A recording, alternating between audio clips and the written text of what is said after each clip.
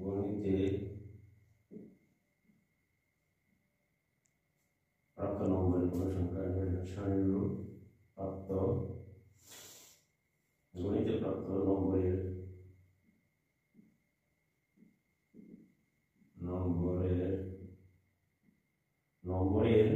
গণসংখ্যা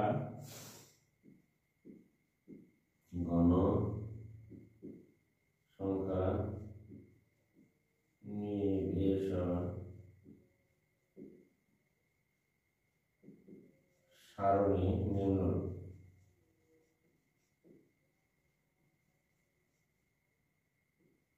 তাহলে দেখো এখানে তোমার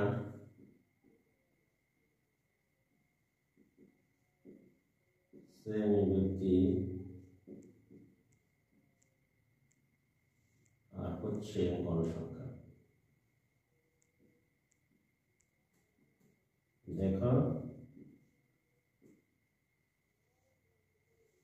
শ্রেণীবৃত্তি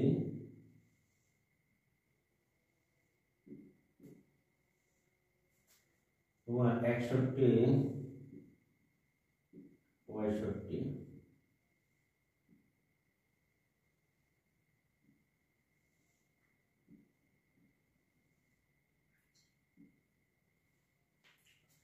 ছেষট্টি থেকে 70, 66 থেকে 70, গণসংখ্যা 3, 5, এরপরে দেখো 71 থেকে 75,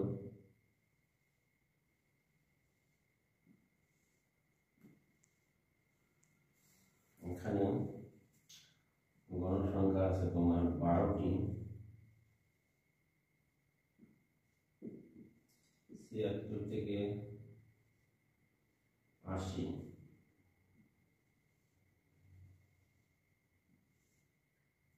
গণসংখ্যা 14টি,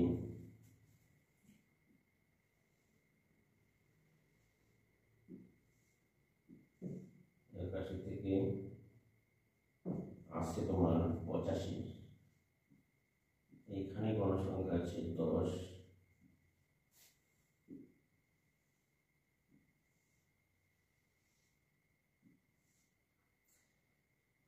86 থেকে 90, গণসংখ্যা আছে 9টি, 91 থেকে তোমার 95, দেখো এখানে গণসংখ্যা আছে তোমার 5টি। তাহলে আর 96 থেকে 100, গণসংখ্যা আছে 2টি। আশা করি শিক্ষার্থী বন্ধুরা তোমরা একটু বুঝতে পেরেছ। আর আমি তোমাদের দেখো এখানে একটি ছক বা সারণী তৈরি করেছি। প্রশ্নটি হলো এরকম, দেখো যে ক সৃজনশীল প্রশ্ন ক মধ্যক শ্রেণী নির্ণয় করতে মধ্যমান। এখানে বলা হচ্ছে যে মধ্যক শ্রেণী নির্ণয় করে তার মধ্যমান নির্ণয় করো, করে তার মধ্যমান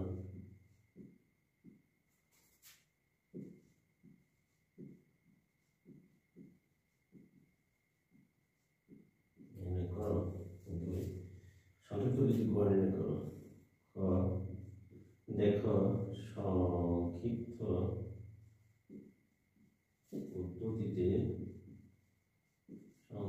পদ্ধতিতে গড় নির্ণয় করো। তিনে হচ্ছে তোমার বর্ণনা সংলগ্ন করতে অবলম্বন করো। বর্ণনা সহ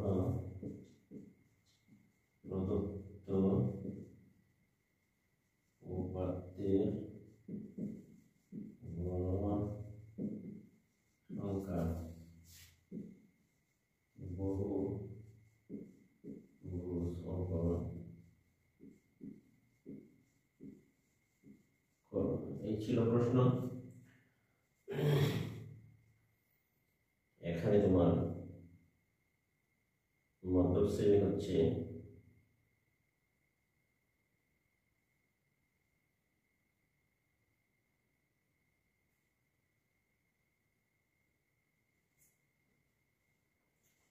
সমাধান হলো ক। দেখো এখানে সবচেয়ে বেশি হলো 14। এখানে মধ্যক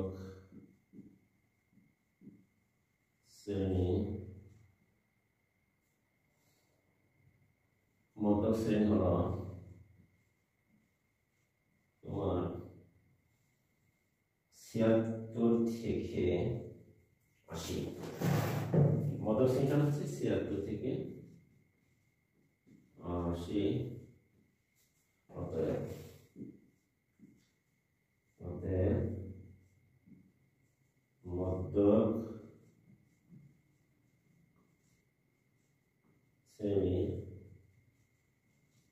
মধ্যমান নিম্ন শ্রেণী আর ঊর্ধ্ব শ্রেণী দুটি যোগ করো বাই 2। 76 যোগ 80, তাহলে আমার নিম্ন সীমা হলো 6, 28 সাথে 15 বাই 2 156। তাহলে ক্যালকুলেটর চাপো, তোমরা দেখো ক্যালকুলেটর চেপে 156 ভাগ 2 78। অর্থাৎ মধ্যক শ্রেণীর মধ্যমান হলো 78। উত্তর এখানে অঙ্কটি সমাপ্তি হলো 1 নম্বরের প্রশ্ন। এবার চলো আমরা যাই সংক্ষিপ্ত পদ্ধতিতে গড় নির্ণয় করো। তাহলে সংক্ষিপ্ত পদ্ধতিতে গড় নির্ণয় করলে আমরা প্রশ্নটি মুছে দিতে পারি। দেখো আমরা সংক্ষিপ্ত পদ্ধতিতে গড় নির্ণয় করলে আমরা যাব। এখন দেখো সংক্ষিপ্ত পদ্ধতিতে গড় নির্ণয়ের সারণী আমরা প্রস্তুত করি। তাহলে দেখো সংক্ষিপ্ত পদ্ধতিতে গড় নির্ণয়ের সারণী। খ নম্বরের উত্তর দেখো সংক্ষিপ্ত পদ্ধতিতে গড় নির্ণয়। দেখো সারণীটি এই নিম্নরূপ। 1 শ্রেণী ব্যক্তি। দেখো মধ্য শ্রেণী মধ্যমান শ্রেণীর মধ্যমান শ্রেণী ব্যক্তি শ্রেণী মধ্যমান দাবি গণসংখ্যা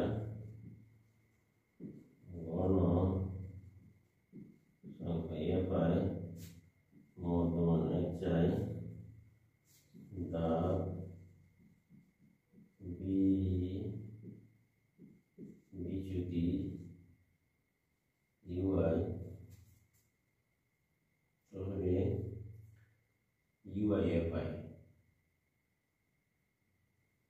দাব বিচ্যুতি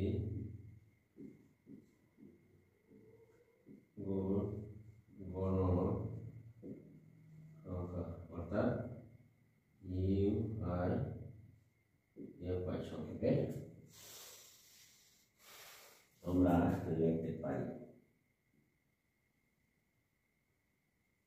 দেখো মধ্যক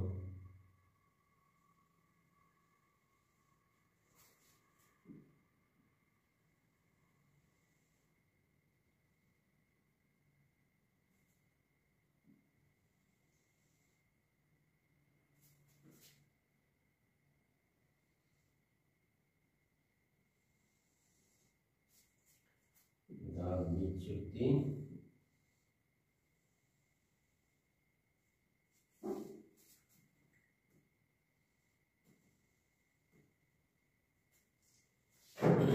দেখো এখানে শ্রেণী ব্যক্তি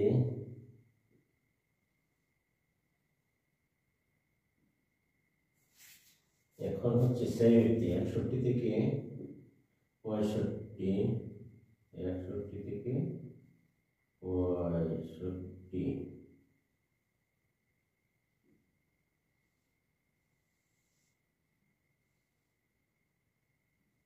66 থেকে 70,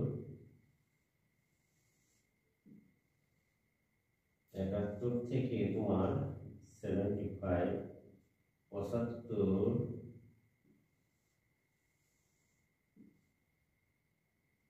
76 থেকে 80,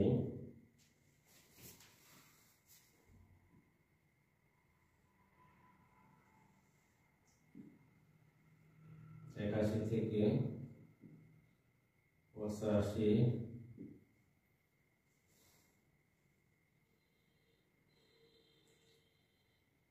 86 থেকে 90,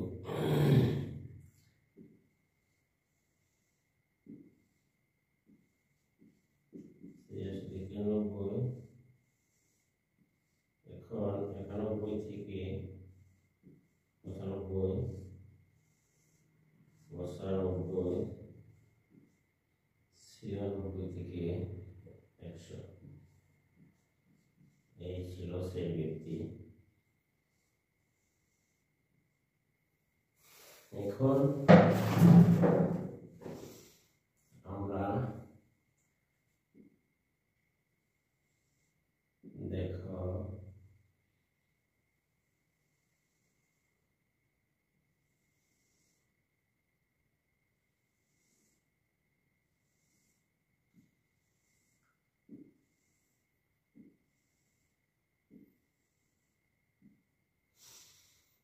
মধ্যমান বের করতে হবে। তাহলে আগে আমরা সবটা সাজিয়ে নিই।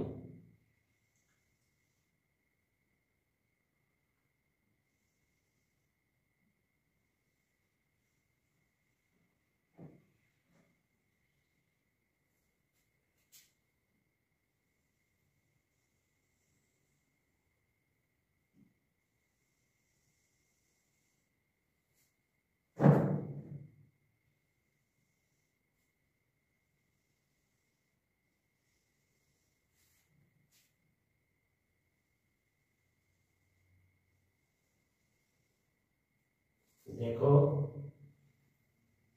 আমরা সারণী প্রস্তুত করে নিই আগে। সারণী প্রস্তুত প্রায় শেষ হই। এই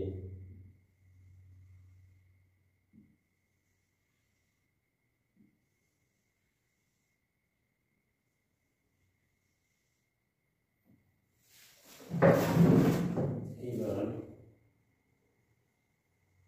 দেখো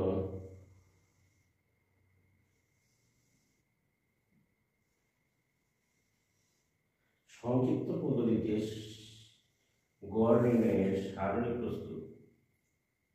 এখানে সারণী সঠিকভাবে প্রস্তুত করে মানগুলো বসাইতে পারলে তুমি পেয়ে যাবে 2 নম্বর, আশা করি।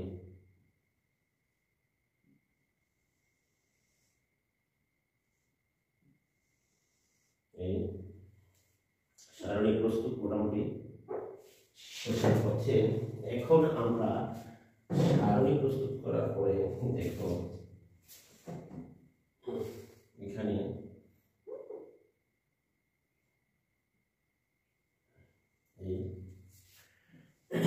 দেখো মধ্যমান বের করি। যেমন শ্রেণীর মধ্যমান বের করতে হলে তোমাকে কাজটি করতে হবে 61 এবং সর্বোচ্চ 65, 61 যোগ দিয়ে দাও 65 যোগ হচ্ছে তোমার 65, তাহলে 61 আর 65 যোগ করলে দাঁড়ায় তোমার 126 ভাগ হচ্ছে 2, তাহলে তুমি দেখো 63 হয়। ব্যাপারটা হচ্ছে তোমার 63 দ্বারা মধ্যমান হচ্ছে তোমার 63 সাথে তোমার একটা তাড়াতাড়ি করার জন্য যেহেতু 61 62 থেকে 65 5 করে বৃদ্ধি পায়, তাহলে এর সাথে 5 যোগ করলে 5 আর 3 8, 68 আর 5 হচ্ছে 8 আর 5 13, 73 এর পরে হচ্ছে তোমার 78, 78 পরে হচ্ছে 83, 83 5 করে বৃদ্ধি করে দাও বা বাড়িয়ে যোগ করে দাও। 83 এর সাথে 5 যোগ করলে 88, 88 যোগ করলে 5 93, 98 এই ছিল মধ্যমান, আমরা সহজে দেখতে পাচ্ছি। এখন মধ্যমানের পরে আমরা লিখতে পারি 98।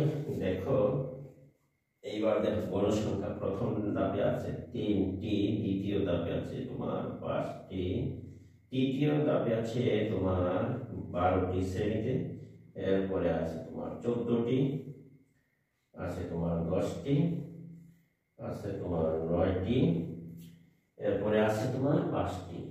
এই গণসংখ্যা সর্বশেষে আছে তোমার 2টি গণসংখ্যা।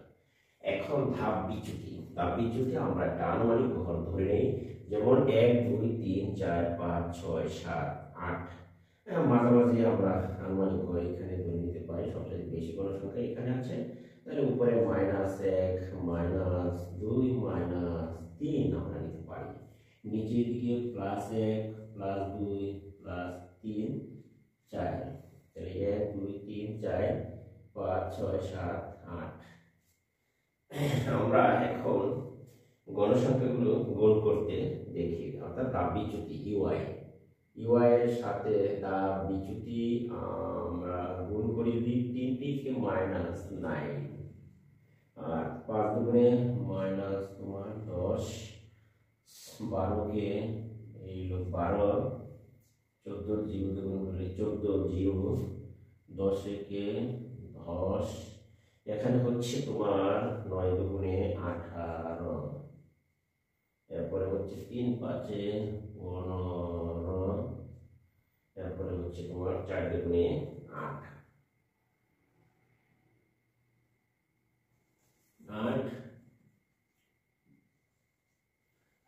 এখন আমরা এই প্রদত্ত সারণী থেকে -0 উপরে সংখ্যাগুলি যোগ করি, দেখি কত হয়।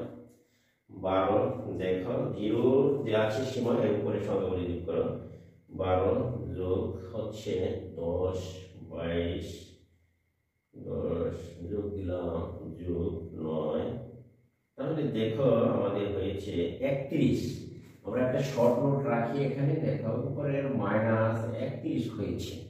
এখন নিচের গুলি যোগ করি, দেখো 8 10 18, তাহলে আমরা পাচ্ছি 18 10 28, 28 আর 15 যোগ 8, মোট হচ্ছে 51।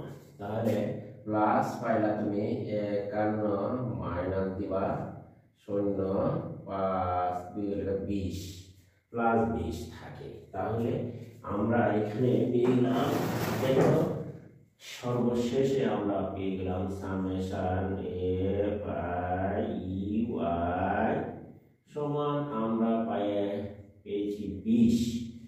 তাহলে সামেশন FIUI এর মান পেলাম 20, আর গণসংখ্যাগুলো যোগ করলে n এর মান পাওয়া যায়। এখানে দেখো মোট হচ্ছে 60, গণসংখ্যাগুলো যোগ করে সমষ্টি পেলাম 60। তাহলে আমরা আনুমানিক গড় হচ্ছে তোমার 78। এখানে শ্রেণীর মধ্যমানটা হচ্ছে আনুমানিক গড়, এইখানে আনুমানিক গড়ের মান হলো তোমার a = 78।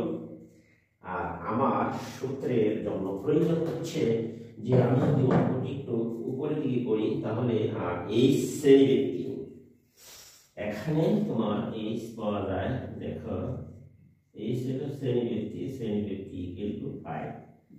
এই তথ্যগুলো আমি পেয়ে গেছি।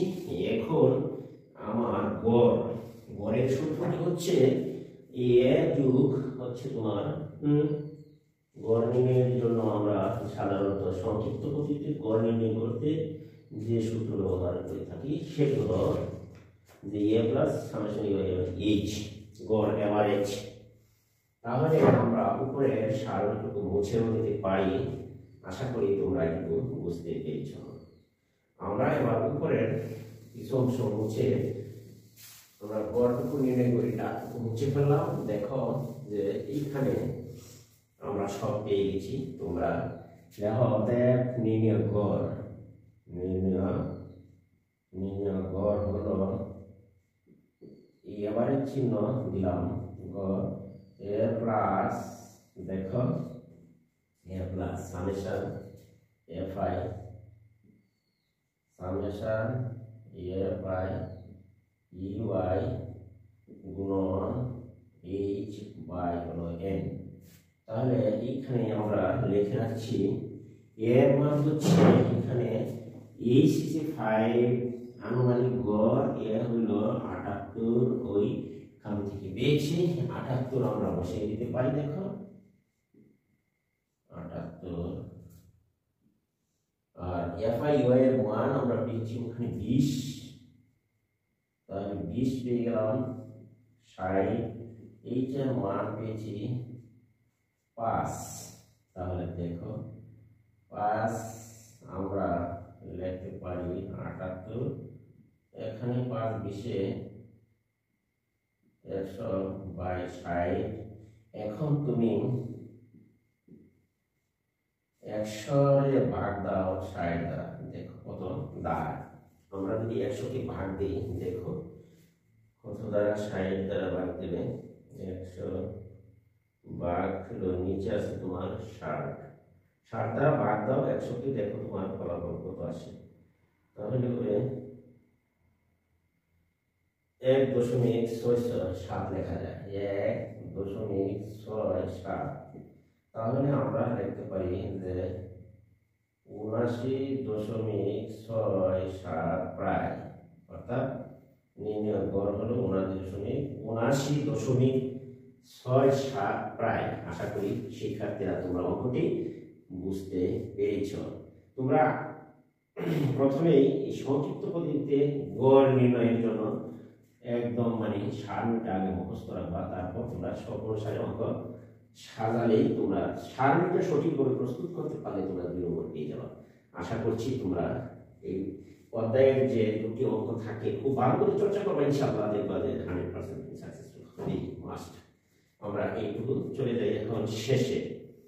দেখো শেষে লাস্টের প্রশ্নটা আছে সেটিকে আমরা আনসার করব। দেখো লাস্টের প্রশ্নটা হলো যে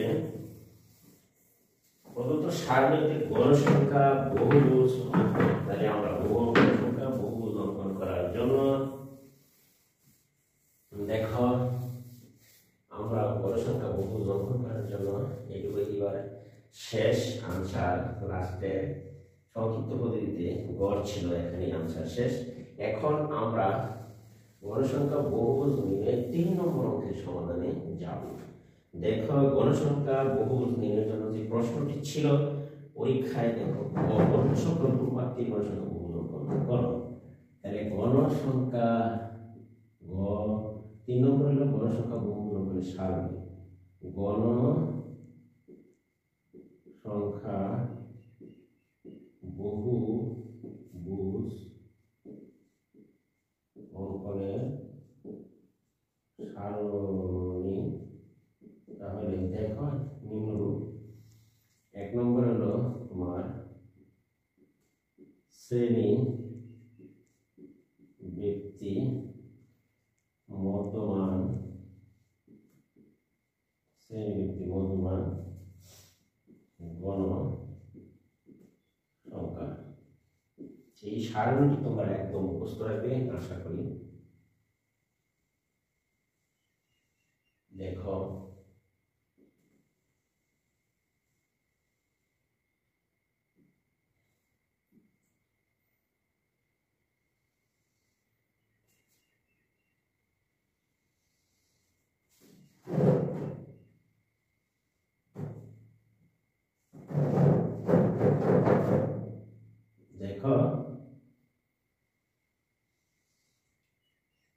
গণসংখ্যা বহুভুজ নির্ণয়ের সারণী আমরা লিখতে পারি 61 থেকে লিখব 65, মধ্যমান হচ্ছে তোমার 63,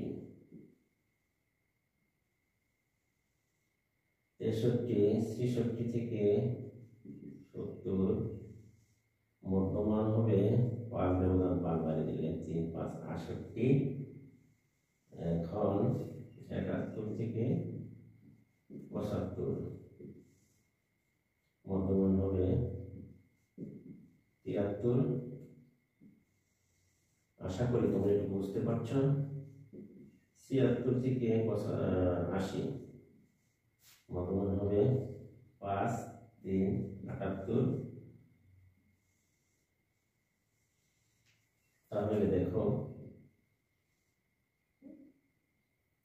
81 থেকে 85, মধ্যমান হবে দেখো 83।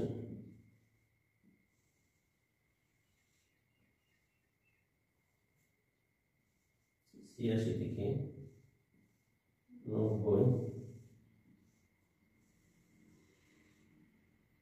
আর 88, 91 থেকে 95, হবে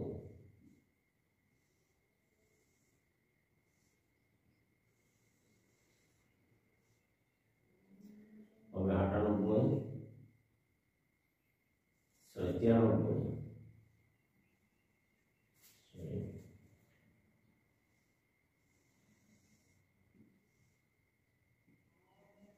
96 থেকে 100, মধ্যমান হবে এখানে দেখো 98।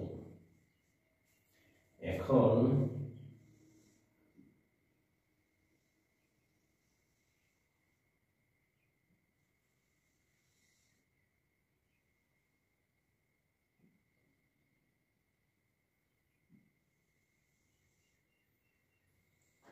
তেষট্টিতে গণসংখ্যা হবে 3টি 5টি, তারপরে হচ্ছে 12টি, এরপরে হচ্ছে 14, এরপরে সারিতে গণসংখ্যা হবে 14 10টি, এখানে গণসংখ্যা হবে 9 5 2। আশা করি শিক্ষার্থী বন্ধুরা তোমরা ব্যাপারটি বুঝতে পেরেছো। গণসংখ্যা বহুপদ অঙ্কনের সারণী আমরা এখন গণসংখ্যা বহুপদ অঙ্কনের সারণী লিখে ফেলেছি। আমরা এখন এই গণসংখ্যা বহুপদ অঙ্কনের জন্য কিভাবে অর্থাৎ সব কাগজে সারণী প্রস্তুত করে তার বর্ণনা দিব সেখানে আমরা একটু দেখে নিই। যেমন তুমি দেখে নিতে পারো যে বহুপদ অঙ্কনের জন্য শ্রেণীর পূর্ববর্তী শ্রেণীর মধ্যমান, মধ্যমান হচ্ছে শ্রেণীর পূর্ববর্তী শ্রেণীর মধ্যমান, এবং 63 হচ্ছে মধ্যমান। মধ্যমান হচ্ছে তোমার এখানে মধ্যমান হচ্ছে 32.5 থেকে ওই 10 ব্যবধান ছিল, 35 5 কমিয়ে দিলেই হয়। তাহলে 61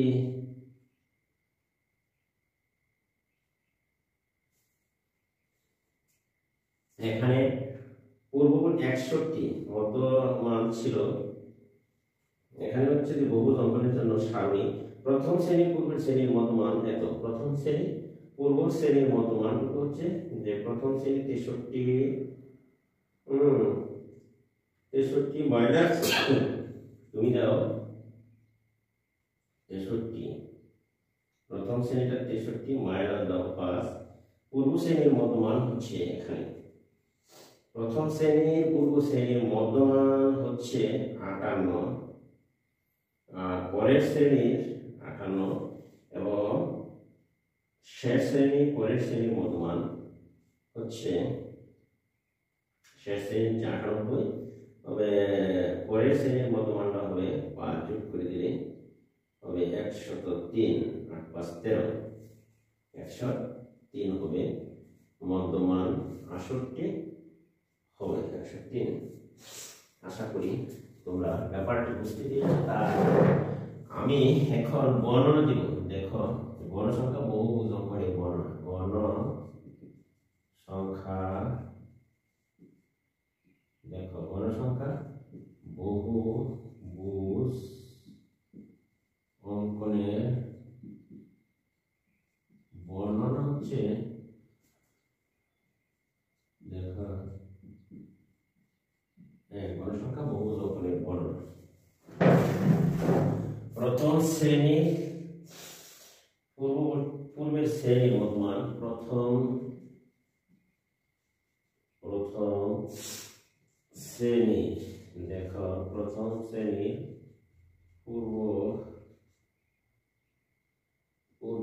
প্রথম শ্রেণীর পূর্বের শ্রেণীর মধ্যমান 58 এবং শেষ শ্রেণী এবং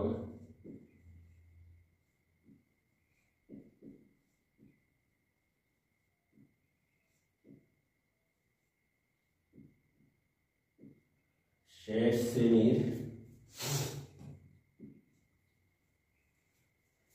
পরের শ্রেণীর বর্তমান শেষ শ্রেণীর পরের শ্রেণীর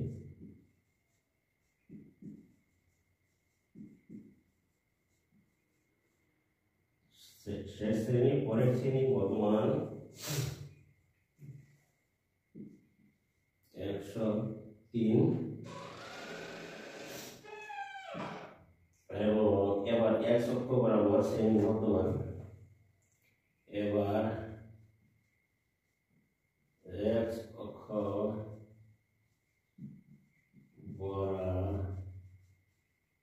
বরাবর শ্রেণীর মধ্যমান x অক্ষ বরাবর শ্রেণীর মধ্যমান x অক্ষ বরাবর শ্রেণীর মধ্যমান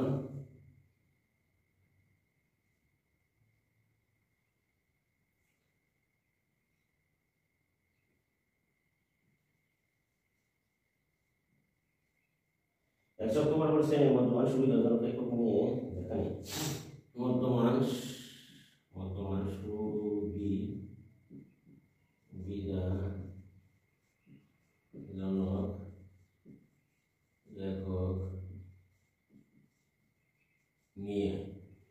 সুবিধাজনক একক নিয়ে যেখানে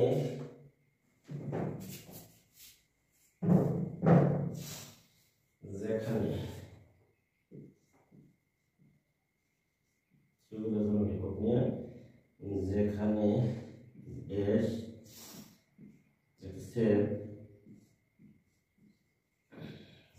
বিন্দু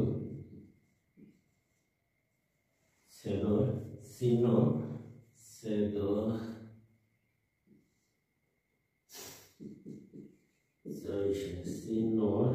0 থেকে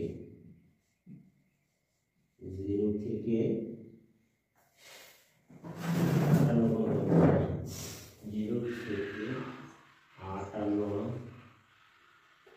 বোঝায় 58 বোঝায় এবং y অক্ষ বরাবর গণসংখ্যা এবং y অক্ষ বরাবর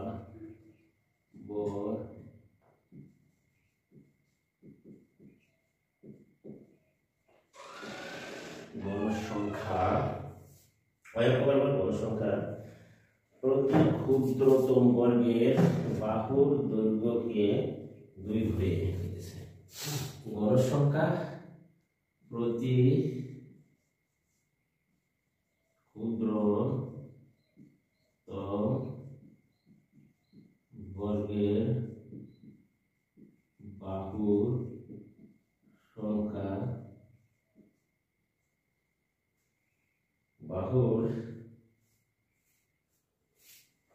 প্রতি ক্ষুদ্রতম বর্গের বাহুর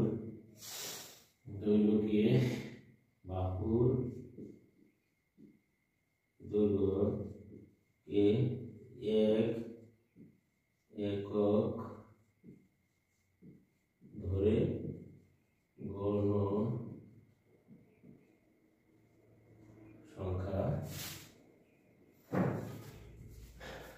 সংখ্যা বহু ভুজ অঙ্কন করা হলো। অঙ্কন করা হলো।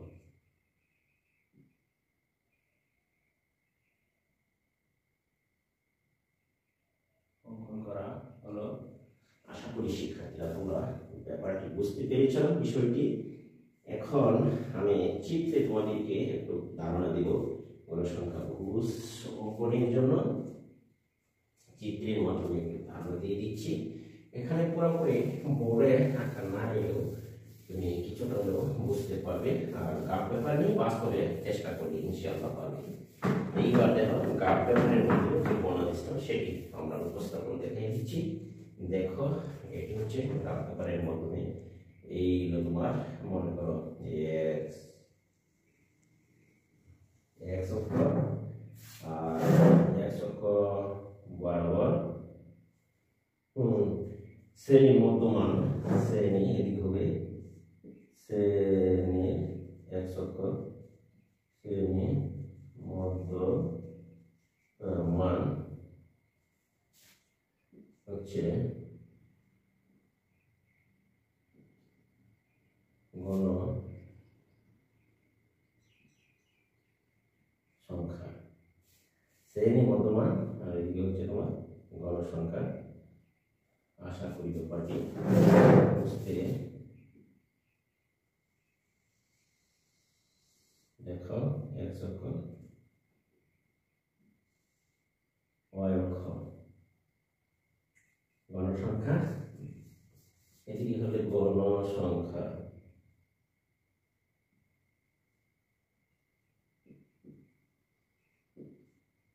গণসংখ্যা ক্ষুদ্রতম বর্গের এককের সমান 1 একক। এর জন্য মনে করো 5, 10, 15, 20,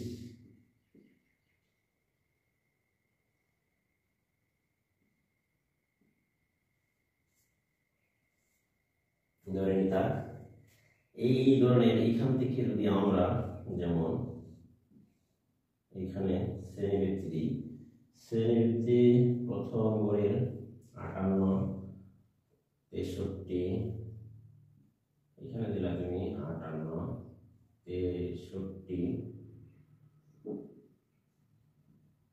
ধরো এরপরে হচ্ছে 5, 68,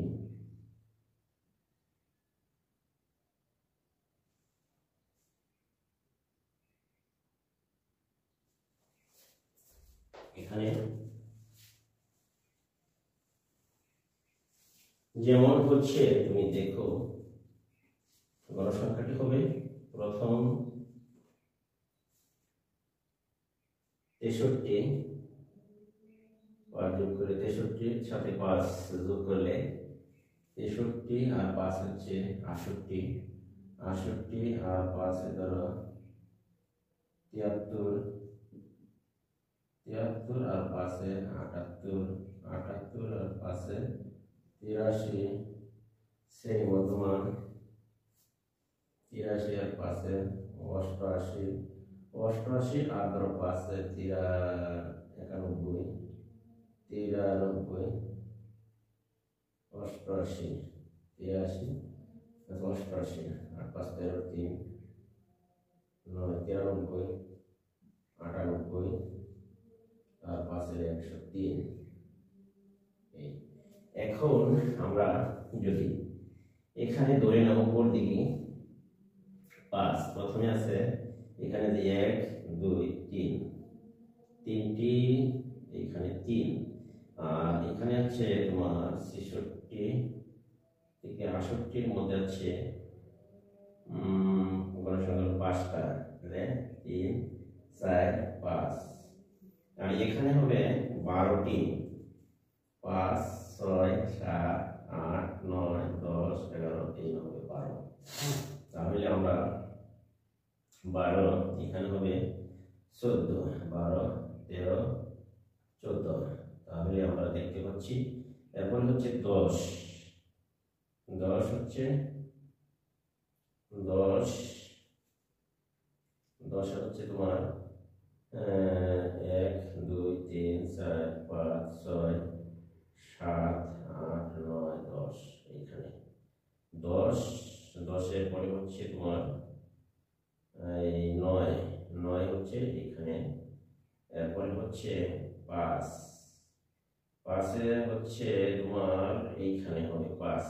এই এখন যদি আমরা 93 এইখানে 5 5 হচ্ছে 98-এর মধ্যে 2 হচ্ছে এইখানে।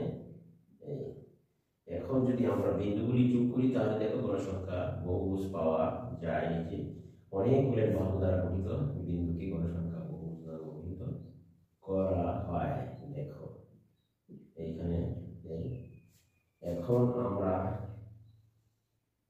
এই বিন্দুগুলি যোগ করে বর্ধিত করে 58-এর সাথে যোগ করলাম, এখন 103। এই ছিল আজকে এই গণসংখ্যা বহুভুজ নিয়ে আমার আলোচনা। এইভাবে গণসংখ্যা বহুভুজ অঙ্কন করা যায়। আশা করি শিক্ষার্থীরা তোমরা ব্যাপারটি বুঝতে পেরেছ এবং গাব ব্যাপারে এটি শুধু তোমরা গাব ব্যাপারে আমি যে বর্ণনা দিয়েছি সেই বর্ণনা অনুসারে যদি তোমরা অঙ্কন করো ইনশাআল্লাহ 100% শুদ্ধ হবে। এবং গণসংখ্যা বহুভুজ এবারের বছরের জন্য মানে 2025 সালের এসএসসি পরীক্ষার্থীর জন্য খুবই একটি ইম্পর্টেন্ট প্রশ্ন। এই প্রশ্নটি তোমরা ভালো করে আয়ত্ত করবে এবং 100% কমন করবে বলে আমার আশা। আর আমার ভিডিওটি তোমাদের কাছে ভালো লাগলে প্রিয় শিক্ষার্থীরা তোমরা আমার চ্যানেলটিকে সাবস্ক্রাইব করবে এবং পাশে থেকে বেল আইকনটি বাজিয়ে দিবা এবং কোনো মন্তব্য থাকলে কমেন্ট বক্সে কমেন্ট লিখে পাঠিয়ে দিবা। আর ভিডিওটি বন্ধুদের কাছে শেয়ার করে দিবা। আমি জানি স্যার আজকে এখান থেকে বিদায় নিচ্ছি। আল্লাহ হাফেজ, ভালো থাকবেন।